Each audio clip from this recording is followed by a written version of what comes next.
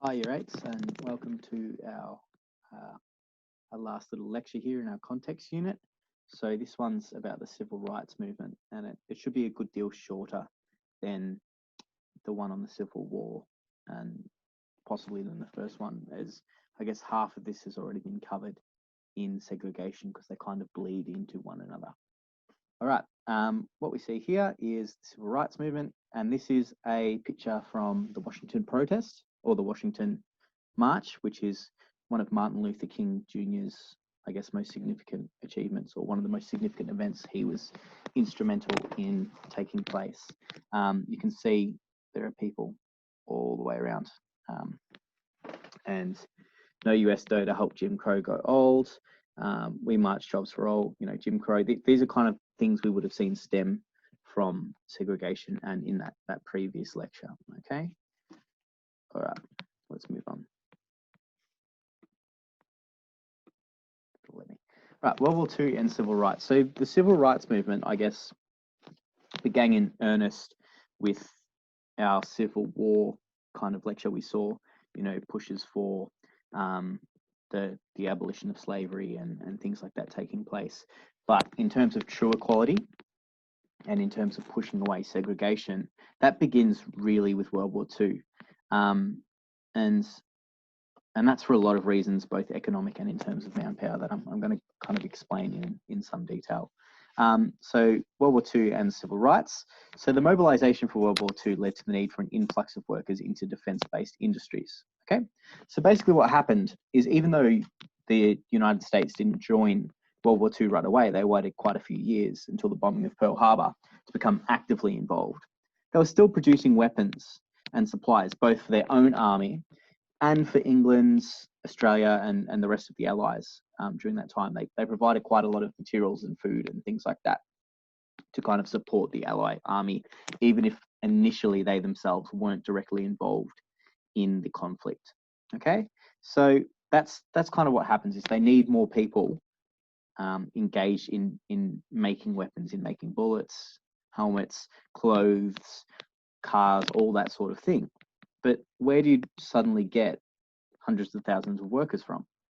Well, I guess the people of color in that country were the ideal people to fill that gap, as they've been traditionally pushed out of jobs in favor of white workers at that time, and often they weren't, given equal pay or equal conditions, and so because they were needed, this gave a real, I guess, opportunity for them to push those equal pay rights in a strong kind of manner, because they were required. And they threatened to march on Washington and to strike and all kinds of things. Those kind of people standing up to that injustice. So they were allowed more equal employment in the industrial elements of the Defence Force. Okay. At this time, most of the military was still segregated. You're right. We remember from my Civil War lecture that I talked about how there were, I guess, units with people who were black for the first time, but they were still kept separate. This was still the case by World War II.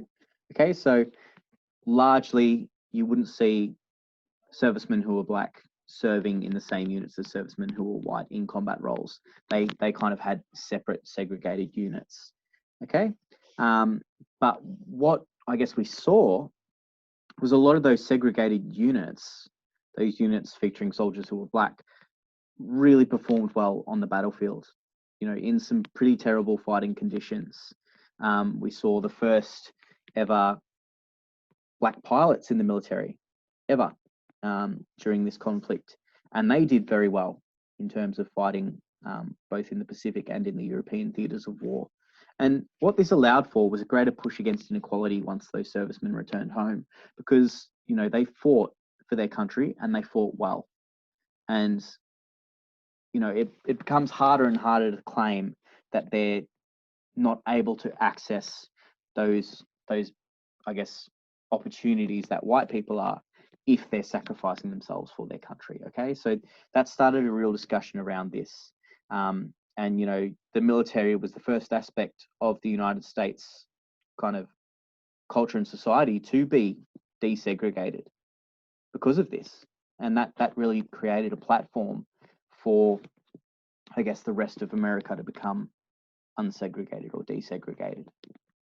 Okay, so these are kind of 4 of the key presidents. I didn't put Harry S. Truman in here, but he sits in here in between Roosevelt and Dwight D. Eisenhower.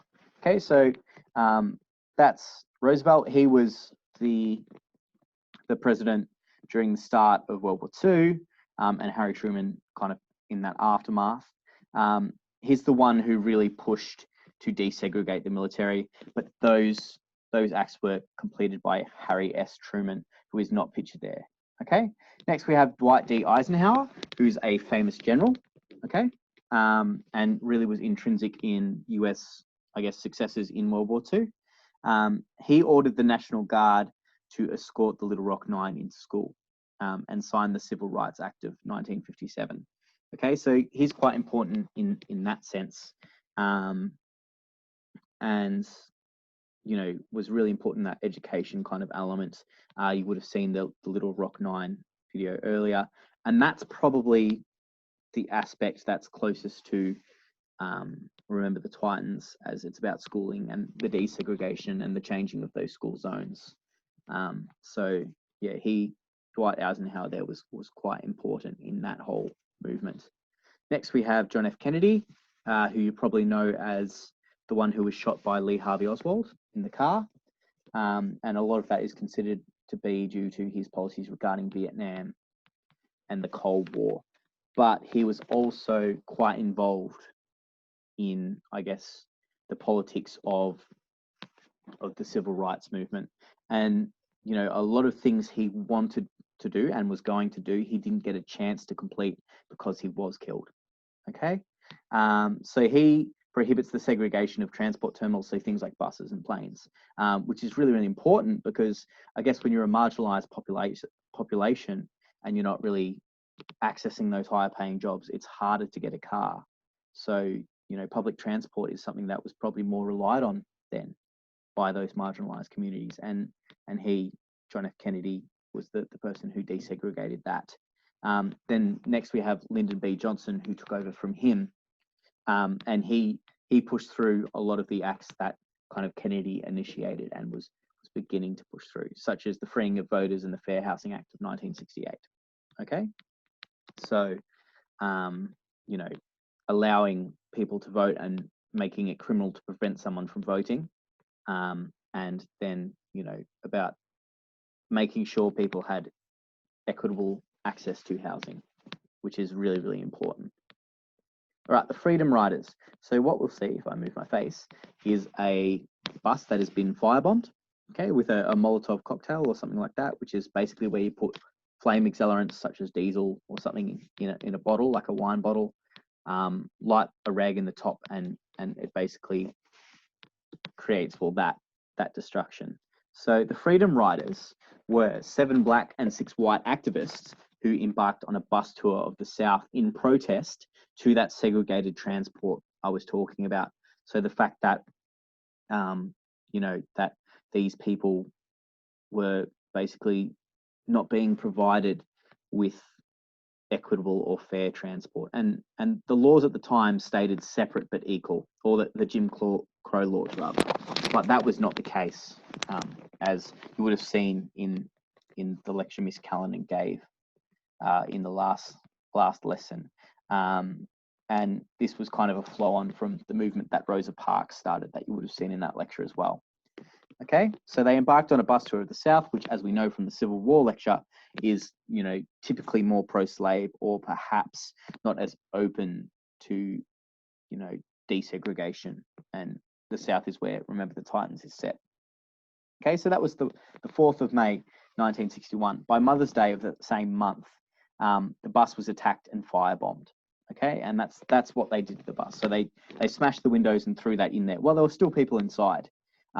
No one was killed, but the Freedom Riders, as well as the driver, a number were quite seriously injured. So Robert Kennedy, whose brother was the president, Robert Kennedy was also assassinated, organized a new driver as well as an escort to maintain their safety or ensure their safety. And the Kennedy administration or the Kennedy government was, I guess, building its support for the civil rights movement at this time. And on May 24th, so 20 days after they began their tour, they were arrested in Jackson, which I believe is in Tennessee, and held for 20 days, I believe, until they were released due to orders from the Kennedy administration, who eventually prohibited the segregation of the transport kind of elements, as I said earlier. All right. So the way this lecture kind of works is I'm going through some key events, some key figures, some key groups, just to kind of give you a rough idea of what was going on, because there is so much, and I think it would be great to have a snapshot before you head into studying the film directly.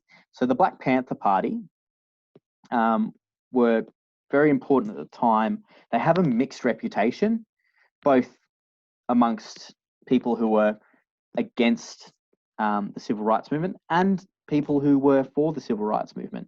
Not all people in the civil rights movement supported what the Black Panther Party was doing, because they felt it was too aggressive and it wasn't civil. So basically, they believed in standing up to corrupt authority, rather, and providing, I guess, some sort of show of strength to get their point across. And particularly police brutality, they stood against. How they did it, though, was by facing, I guess, that violence and that brutality, largely with violence and brutality. Okay, so they openly carried weapons to challenge authority.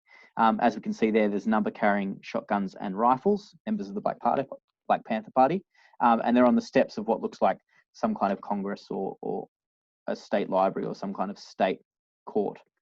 Okay, and they basically, their uniform was essentially the beret and the jacket with the tie and the gun. That was the look that they pushed for.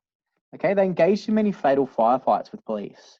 So they would have shooting matches with the police, and both policemen and members of the Black Panther Party, high up members of the Black Panther Party, were killed in these gunfights. And that's where a lot of people kind of take exception to their methods, that this was creating issues and maybe wasn't leading to solutions. But members of the Black Panther Party and their supporters felt like they had no avenue to appropriately challenge those authorities unless they did this. Okay, Governor Ronald Reagan, who was formerly an actor and eventually becomes president of the United States, overturned a law that allowed open carry in response to this movement. Okay, so he actually changed the law so they weren't allowed to carry weapons anymore. Some states in the United States still permit open carry, but many have kind of restrictive laws on that. Okay, Malcolm X is another one of those, I guess, figures who's often challenged as often as supported. He's a contemporary of Martin Luther King Jr., but was very different in his methods. And I guess there was some strain between the way those two went about pushing for the civil rights movement. So he was a minister, which is essentially a religious person, kind of like a priest, who was a respected spokesperson, sometimes for the Black Panther Party, but mostly for the Nation of Islam, which was promoting those religious ideals. And he was for Black power, Black empowerment. He didn't believe that people who were Black and people who were white could really coexist peacefully. He wanted a separation, but he wanted people who were Black to feel empowered in that separation. He spoke out against the peaceful tactics of the mainstream civil rights movement. He thought they were ineffective. He thought that, that was never going to lead to a suitable kind of place for him. He did eventually kind of abandon the Nation of Islam and moved away from them. And he was assassinated by that group as a result of that, of abandoning that cause.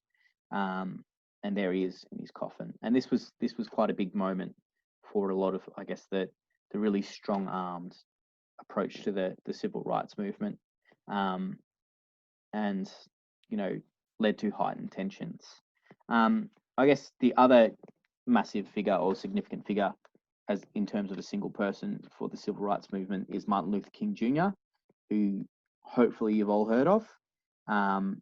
He's famous for his March on Washington and his I Have a Dream speech, which I really do hope you've heard. And if you haven't, you probably need to, because it's not only one of the greatest speeches written, but it's a very important moment and message politically and culturally for us to understand and acknowledge.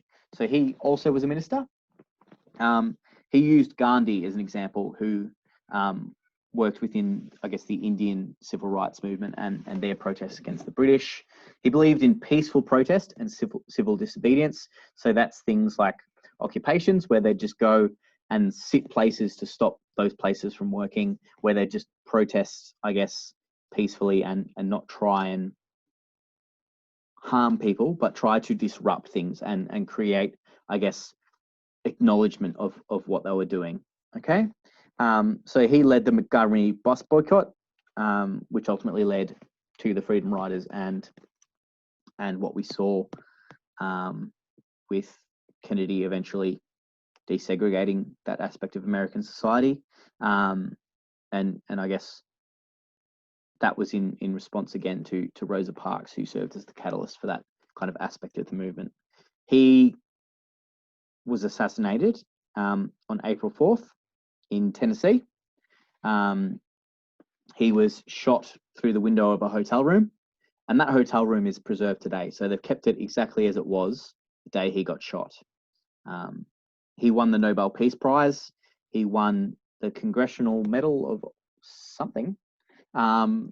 He won several kind of congressional medals and acknowledgements for his work posthumously, which means after his death. And he has a holiday in his memory as well to just kind of acknowledge how important he was to this movement as a leader and as, I guess, a peaceful figure. Whereas Malcolm X doesn't really receive that national or societal kind of acknowledgement, at least from the government, because I guess they denounced his methods in favour of King's. But ultimately, there were people against King because he was killed for his beliefs and his acting for those beliefs. So what's the outcome? All right, and there's obviously another March on Washington. So legally, racism has been removed in all its forms from American society, legally. And that's really important because this is not necessarily true. Okay, we still see, higher rates of incarceration amongst minority communities. We still see, a lack of access to jobs, less minorities making it to college or to university degrees or even through high school. And that's due to this kind of entrenched culture that we've kind of discussed over these 4 lectures. And hopefully that's helped you understand where we sit. It's worth noting that Remember the Titans is set in 1970 or 71. So that's just after all these things have kind of gone through into law. All right. So that's kind of why those tensions are still very evident, particularly amongst the footballers and the footballers' families in that text. Okay. So strikes and protests do continue to this day, as do many of the attitudes which stem from the content we've covered.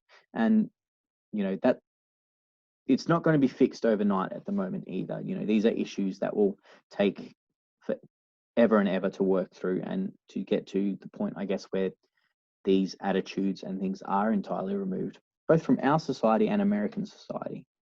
Okay. All right. Thank you very much for listening, Year 8s. Good luck with the task, and we look forward to reading what you produce. Thank you very much.